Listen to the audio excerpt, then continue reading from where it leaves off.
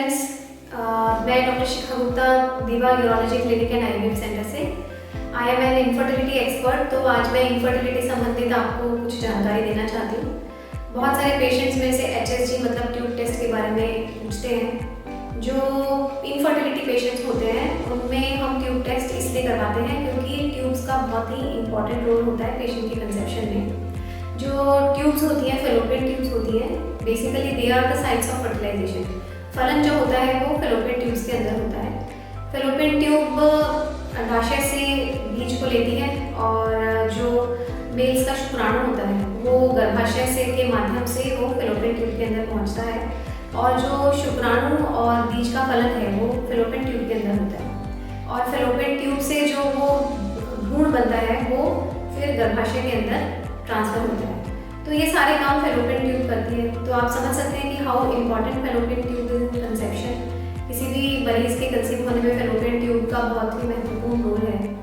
Generally fallopian tubes हम ये मान के चलते हैं 99% पेशेंट्स में ठीक ही होंगी क्योंकि ज़्यादातर पेशेंट्स में कोई पहले बीमारी नहीं हुई हुई, किसी तरह का ऑपरेशन या इन्फेक्शन नहीं हुआ होता है। हम कब ये सोचते हैं कि पेशेंट को फेलोपियन ट्यूब्स में प्रॉब्लम हो सकती है? सबसे पहले अगर पेशेंट को कभी पुराना ट्यूबरकुलोसिस हुआ हो या पेशेंट को इन्फेक्शन हुआ हो, जैसे आपने सुना होगा पेल्विक इन्फ्लेमेटरी डिजीज मतलब गर्भाशय की सूजन। साधारण भाषा में पेल्विक इन्फ्लेमेटरी डिजीज को गर्भाशय का सूजन कहा जाता है। या फिर पेशेंट का किसी भी प्रकार का फेलोपियन ट्यूब पे ऑपरेशन, जो कि कॉमनली सबसे कॉमनेस्ट ऑपरेशन है एक्टोपिक प्रेगनेंसी मतलब गर्भ का नली में ठहरना। या कभी पेशेंट को किसी ओवेरियन सिस्ट की ऑपरेशन हुई हो तो उसके अंदर भी कभी कभी पेशेंट की ट्यूब्स निकल जाती हैं। और समटाइम्स पेशेंट को कंजेनाइटल ट्यूबल ब्लॉक मतलब बचपन से ही जब बच्चा जो था, जो स्त्री थी, वो अपनी माँ के गर्भ में थी तभी उसकी फेलोपियन ट्यूब ठीक से बन नहीं पाई और वो ब्लॉक थी। उसके अलावा कुछ और कारण होते हैं जैसे एंडोमेट्रियोसिस, ट्यूबरकुलोसिस, इन सब कारणों की वजह से ट्यूब्स ब्लॉक हो जाती हैं। तो अगर हम पेशेंट से बात करने पे पता चलता है कि इस तरह का कुछ हुआ है पहले, तो फिर हम ट्यूब टेस्ट जल्दी करवाते हैं। अदरवाइज क्या होता है कि जब हमारे पास एक पेशेंट निसंतानता का इलाज कराने आता है और हम 2-3 महीने ट्रीटमेंट देते हैं और पेशेंट ट्रीटमेंट के बाद कंसीव नहीं होता, तो फिर हम पेशेंट की ट्यूब्स चेक करवाने का सोचते हैं। ट्यूब टेस्ट को हम तुरंत इनिशियली क्यों नहीं करवाते? ट्यूब टेस्ट को हम तुरंत इनिशियली इसीलिए नहीं करवाते क्योंकि वो एक पेनफुल टेस्ट होता है। इस टेस्ट के बारे में मैं जानकारी इसीलिए दे रही हूँ क्योंकि ये एक पेनफुल टेस्ट होता है और क्योंकि पेशेंट्स आजकल बहुत ज़्यादा नेट सेवी हैं तो वो इंटरनेट पर देख लेते हैं कि एक पेनफुल टेस्ट है तो जल्दी से इस टेस्ट को करवाने के लिए नहीं मानते हैं। तो मैं आपको ये कहना चाहूँगी कि ये बात बिल्कुल सही है कि ये टेस्ट पेनफुल होता है, पर जो पेन होता है वो हार्डली 30 सेकेंड्स का पेन होता है और उसके लिए भी मरीज को ये प्रोसीजर करने के पहले पेन किलर का इंजेक्शन लगाया जाता है और प्रोसीजर होने के 30-40 सेकेंड बाद नहीं तो 1-1.5 मिनट बाद पेशेंट बिल्कुल कंफर्टेबल हो जाते हैं। कुछ पेशेंट्स के मन में इतने सारे इंटरनेट वीडियोस देखकर एक फियर बैठ गया कि ट्यूब टेस्ट से पता नहीं कितना पेन होने वाला है और वो कितना परेशान हो जाएंगे। तो अब मैं आपको ये भी बोलना चाहूँगी कि जो पेन का एक्सपीरियंस होता है वो बहुत ही इंडिविजुअल एक्सपीरियंस होता है। कुछ लोग पेन को बहुत अच्छे से टॉलरेट कर लेते हैं, वो नहीं घबराते बिल्कुल भी, और कुछ लोगों से बिल्कुल ज़रा सा भी सुई का पेन भी नहीं बर्दाश्त होता। तो आई थिंक मुझे लगता है कि आपको इंटरनेट वीडियो से इफेक्ट होने की बजाय आपको ये देखना चाहिए कि आपका पेन टॉलरेंस कितना है।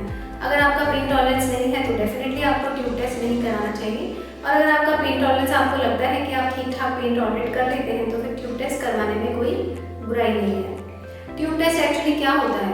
ट्यूब टेस्ट के अंदर हम जनरली ये पीरियड के 5वें से 10वें दिन के बीच में किया जाता है और इसमें हम एक कैन्युला या एक ट्यूब के थ्रू गर्भाशय के अंदर एक दवाई डालते हैं और वो जो दवाई होती है वो कुदरती फेलोपियन ट्यूब्स में चली जाती है और फेलोपियन ट्यूब्स जो होती हैं वो दोनों तरफ से ओपन होती है, मतलब एक साइड उनकी गर्भाशय में खुलती है और एक साइड उनकी पेट पे खुलती है।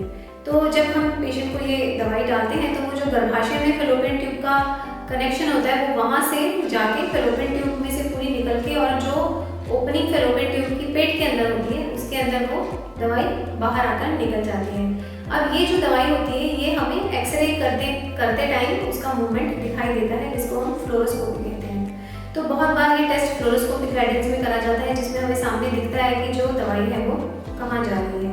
या कभी कभी हम डायरेक्टली दवाई चेक करके पेशेंट का एक्सरे निकाल लेते हैं और ये देखते हैं कि जो दवाई है वो जो हमने गर्भाशय में डाली थी वो पेशेंट के पेट में आ गई है कि नहीं आ गई है। तो इस टेस्ट को करने में हार्डली 5 to 10 मिनट्स लगते हैं।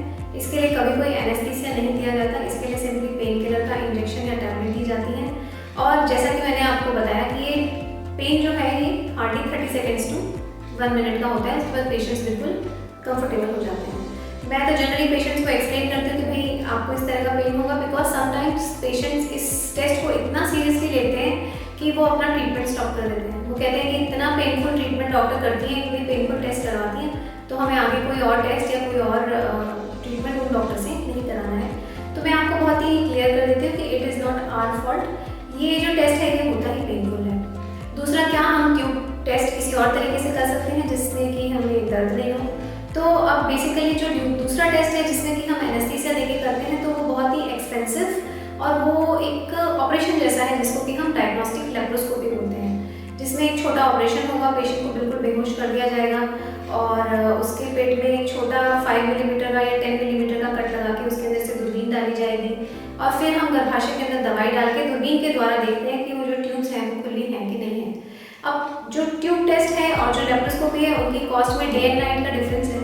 जो ट्यूब टेस्ट है वो जनरली ज़्यादातर जगह पे 2000 to 5000 के बीच में हो जाता है और जो लेप्रोस्कोपी है वो डिपेंडिंग अपॉन आप कहाँ करवा रहे हैं, किससे करवा रहे हैं, कैसे कंडीशंस में करा रहे हैं, तो वो गवर्नमेंट हॉस्पिटल को छोड़ के प्राइवेट सेक्टर में 20-25,000 से लेकर people can charge 60,000 for that same procedure.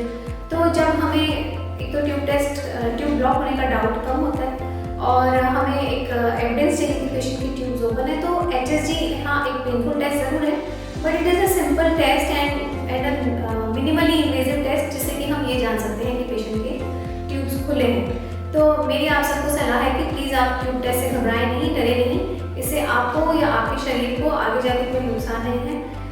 हम ये टेस्ट बहुत ही सेफली करते हैं, पेशेंट को कोई इन्फेक्शन या ट्रॉमा या कोई लॉन्ग टर्म कॉम्प्लिकेशन होने के चांसेस नहीं होते हैं। तो प्लीज़ आप घबराइए मत, ये टेस्ट आपके लिए बेनिफिशियल है और सिंपल, ईजी एंड चीप है, बिकॉज द अल्टरनेटिव जो है इसका वो बहुत ही एक्सपेंसिव और इन्वेजिव है। तो I think you should get this test done when